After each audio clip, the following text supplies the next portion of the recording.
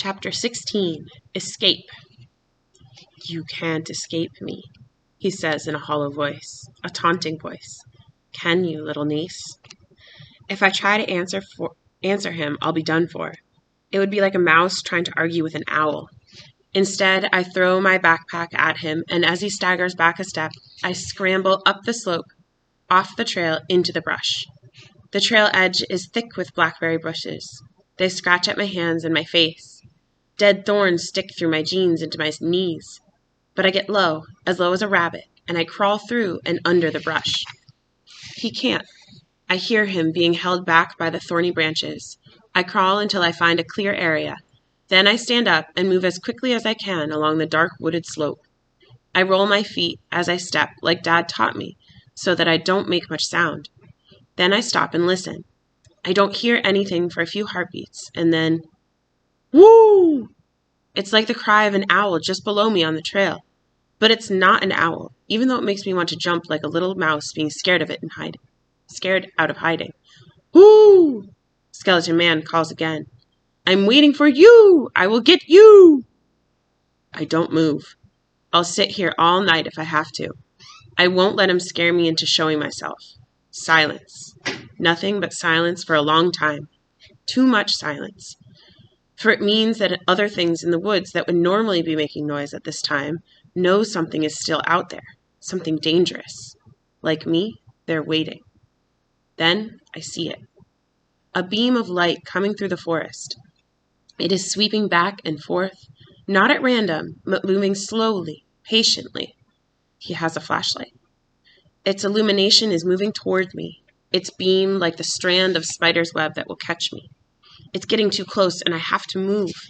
I crawl down slope as slowly as I can, a hand's width at a time, until I reach the trail. Then I'm up and running toward the falls again. I'm not making much noise, but I begin to hear the feet of Skeleton Man thumping on the hard-packed earth of the trail behind me. "Hoo!" he cries. "Hoo! I'm coming for you!" There's a place just ahead of us, around the next corner, where I remember my father and I had to duck under the long, low limb of a maple tree that overhung the trail. I'm praying that no one has trimmed that branch as the path bends around the hill. Yes, the branch is leaning over the narrow trail just as I remember. I grab it as I run, and it bends with me. Still holding it, I turn slightly. He's too close. He's about to grab me, but when I fall back and I let go of the branch, his hand misses me. The branch whips back to strike him in the face, knocking him off balance onto one knee and onto the loose stones at the steep edge of the trail. He begins to slip, and for a moment, it seems as if he is going to slide all the way down the trail into the deep ravine below. But at the last moment, he whips one bony arm out and grabs the branch and starts to pull himself back up. Before he can get to his feet, I'm up and running again. As I run, I startle something that has been hiding in the brush near the path. Next to the path. It runs ahead of me, clearly visible in a band of moonlight shining through the overhanging branches. It's a rabbit again. I know there are rabbits all through the park. You hardly ever walk through here in the early morning or early evening without seeing at least 4 or 5 of them. It's not at all likely that it is the same one that slowed down my pursuer back near the house. But something in me tells me different. It tells me that it's the same rabbit, and it is trying to help me. It runs ahead of me, and then suddenly darts off the main path onto a smaller, even steeper trail. I know where this trail leads. It might seem like a dead end to some people if they just read the signs that say "trail closed" and "bridge out" on them. But I can see that the wooden planked suspension bridge over the gorge is still there. Its boards are old, but it should be able to hold my weight. I follow the rabbit up the trail, my feet slipping on the loose stones, my hands grasping at branches and clumps of grass as I climb. Just as I'd remembered, there's a hole in the bottom of the chain-link fence big enough to crawl through. It was probably made by local kids who carried up the narrow pieces of plywood to lay over the spots in the long swaying bridge where the boards have rotted and fallen away, down into the stream, which is nothing more than a thin band of silver among the jagged rocks far below. But it doesn't look as if even the daredevil kids from the high school have ventured across the bridge for a long time. I drop to my knees and crawl under the fence. A sharp piece of wire scratches my cheek, and I feel the blood flow down my face. Another wire catches on my pant leg, and I pull as hard as I can. I can't be caught here. Whoo! The eerie scream comes from right behind me, and then there is a crash as his headlong rush takes him right into the chain link wire. I feel something grabbing at my foot. I pull free, leaving my sneaker behind. There's no time to stop or think. I start across the bridge, my arms spread out to hold the rusty cables on each side, my eyes looking down to see where to place my feet. 1 step, 2, 3. Old boards creak under my feet, and the bridge begins gently swaying back and forth. 4, 5, 6. The rhythm is almost like that of a dance.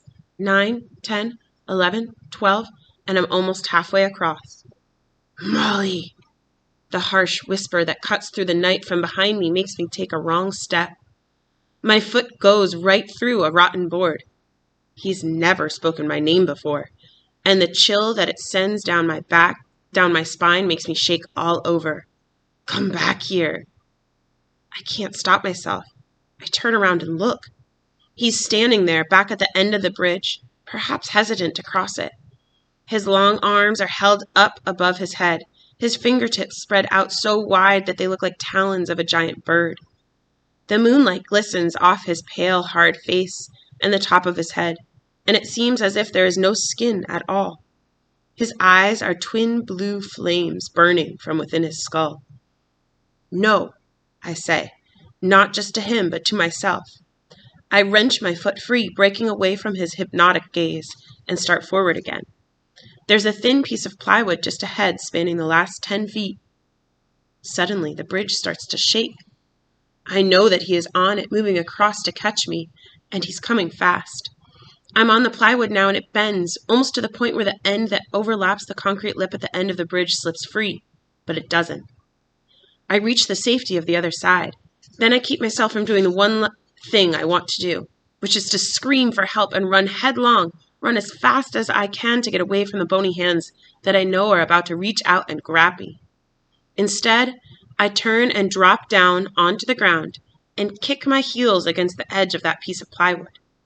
And even though he's already on it, the plywood slips, whoop, past the lip of the stone. The plywood falls from beneath him, sails down into the gorge like a flapping playing card. He pitches forward, his long fingers clawing forward wildly. I try to pull myself back, but one clawing hand wraps around my ankle. It holds on so hard that I feel a searing pain, as if I'm being burned by those fingers.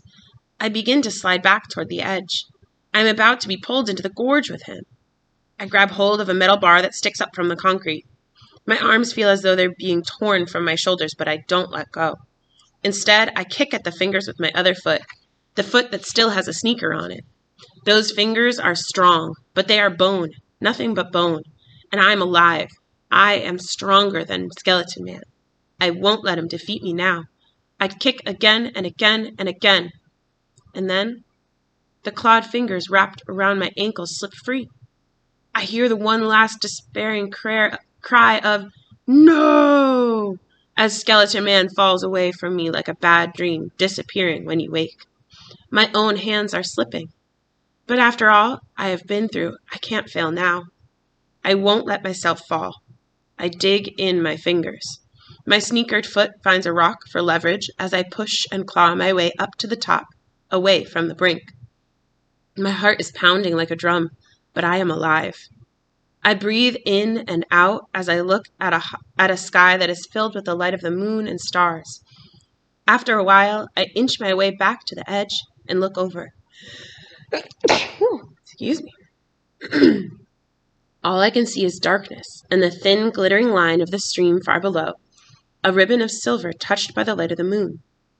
I rub the place where Skeleton Man's fingers scratched my ankle. I can hardly believe it, but I am perfectly safe at last. "Molly," a deep voice calls from the main trail below me. "Molly!" That voice is worried, almost frantic, but it makes my heart leap with joy. "I'm here, Dad," I answer. "I'm coming." Then I go leaping down the trail, my feet as sure as those of a mountain goat. I feel like I can't fall, but even so, I stumble just before I reach him. But he doesn't let me fall. Powerful arms catch me and lift me up, right off the ground, and then my dad is hugging me. "You saved us, Molly," he whispers into my ear. "You're our warrior girl." "Dad," I sob back. I don't feel like a warrior girl at all. Just a little kid who wants to cry and cry and cry. I wish I could say they found my so-called uncle, but they didn't. Not on the rocks below or in the swift-running stream. Even though the water was high and the current would have carried him down into the deep lake, they should have found him. But they didn't. Where his body went remains a mystery. So does his real identity. I found my backpack on the trail where I threw it at him, but none of the evidence I gave them, and nothing he left in the house, gave any clue. They found the doctored photographs, the phony identification papers, all of the stuff in the computer, including the way he was able to hack into banks and databases to get money and information about people. It appeared that he'd chosen our family because of Dad's job with the bank, and because he could use me and Mom as leverage to make Dad give him the information he needed. The fact that we didn't have any relatives made it easier for him to deceive people about being my uncle. There was also a diary with photographs of how he'd planned everything and carried it out. It was all there, from posing as a highway patrolman to stop their car while they were on their way home that Saturday night, to stepping in as my next of kin. Everything was there, except who he was and why he did it, and what he was planning to do with us in the end. What was it, the school psychiatrist said to me, that made him want to have total control over a family like that? Was it a chemical imbalance? Perhaps it was because of things that happened to him as a child, or perhaps not. Then she tapped her pencil against her chin and looked wise. Right. I remember what my dad and Mom said to me about when the police and the reporters and the lights and camera were finally gone. There was time at last for us to be alone together.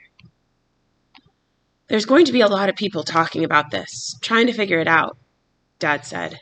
"But it seems to me that the only place where it makes sense is in our old stories." As he spoke, I realized how much the voice of the rabbit in my dreams had been like his voice. There are still creatures that may look like people, but are something else. The reason creatures like Skeleton Man do what they do is that they like to hunt us. The only way to defeat them is to be brave. He smiled at me then, and I smiled back. I looked over at my mother, and she nodded, but I could tell she had something more to say about it, too. About why he locked them up under the tool shed and barely fed them. Why he pretended to be my uncle. Dad and I didn't ask her. We just waited for her to speak. "Molly," she said, holding my hand tight.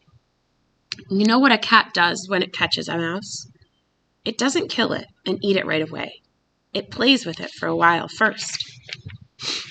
And that was all she had to say about it, though Dad reached over and took both of our hands, and we sat together like that for a long time.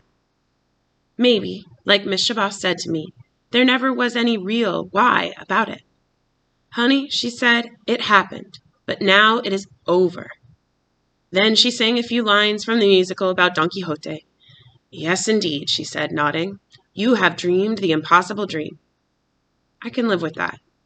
Like one of the old stories I've grown up with, something evil came into the lives of good people, and we found a way to defeat it. My dad and Mom and I are together again. We are happy, and that is enough for me.